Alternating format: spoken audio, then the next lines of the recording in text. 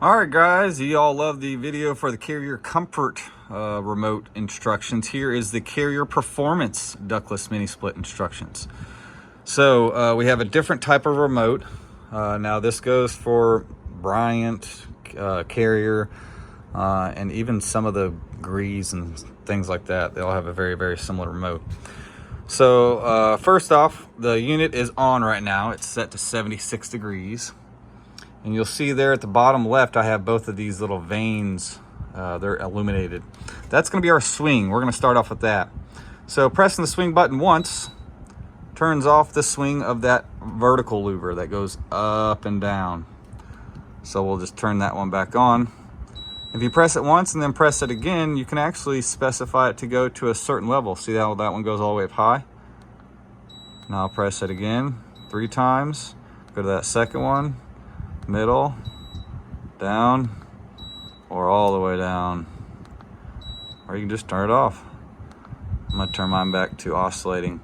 Now if you press and hold the swing button right here,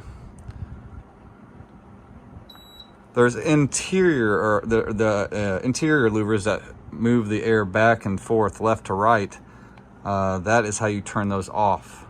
Now if you want those to stay at a certain angle, just turn it off whenever it gets to that certain angle.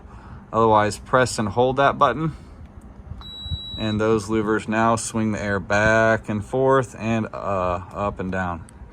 That's gonna be our swing. Now guys, I have this mini split in my garage, so it's messy in here. Don't judge me. Anyways, so that's the swing. Now we are going to go to the mode. So obviously it's in cool. You can switch to heat, dry, heat, fan, auto, or cool.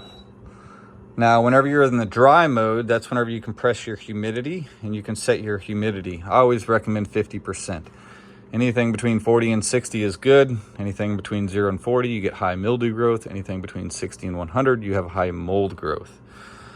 And then also we have our timer function. So the timer function here, I'm gonna go to off. So you can set the hours, because right now my machine's off. So I can have this thing turn off automatically in 4 hours. Then if you press the timer on, I can have it come back on in 6 hours, or 8 hours, or 12 hours, or all the way up to 16 hours. So, you know, this is my garage. I can have it turn off at midnight. For example, if it's 8 p.m., I can have it turn off in 4 hours. And then I can have it turn back on in 12 hours in the morning. So nice use of the timer function, which I'm gonna go ahead and turn the off one back to 0. And then down here we have our fan. I always recommend leaving it in the auto mode, but you have 20% power, 40, 60, 80, 100, or you have auto. I always recommend leaving it in auto. Now, if you guys, if I come in my garage, it's 86 degrees in here. Wife just pulled in her car, it's really hot. I can turn it into boost mode. See the double arrows? The double arrows allows the unit to meet the preset temperature in the shortest period of time. And that is enabling the outdoor compressor to ramp all the way up to 100% capacity, as well as the indoor fan motor ramps all the way up to 100%, maybe even like a little bit more. But anyways, I'll turn that boost function off. Now guys, let's say this thing's in a bedroom. We have the LED up there. Press the LED button. It just turns off the LED. That way you have a nice dark room. Turn it back on in order to see the temperature displayed on the remote. Now guys, you are not going to set the remote in a certain area and have it read the temperature and tell the machine what it needs to do. The machine reads the temperature, the remote does not.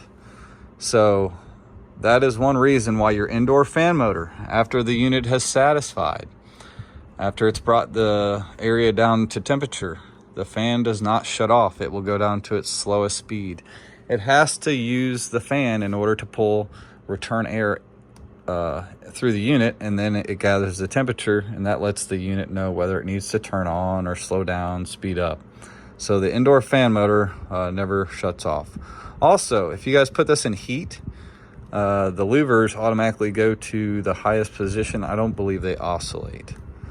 And then you have the I mode. This is the occupancy mode. So if you turn the I on, which is up there next to the battery, that will actually use that little motion detector to sense if there's any occupancy in the room.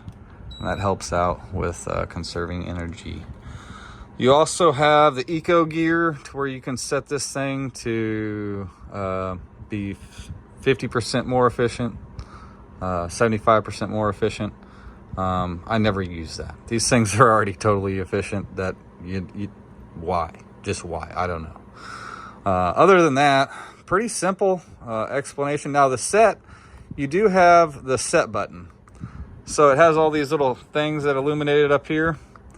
See, that's clean mode. I forget what some of these are, but you got the follow me mode, to where if you do not like the air coming on you, you can actually, the motion sensor senses where you're at in the room, and it'll blow the air the opposite way.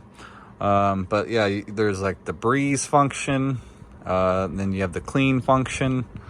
But again, all that should be in your manual for the remote. In case you don't want to read the manual, you got me. But that's as far as I go on the simple operation of this remote. If you guys have any questions, feel free to comment below. Please give me a thumbs up in the video. And if you like this content, please give me a subscribe. Every person counts. Really helps to grow the channel.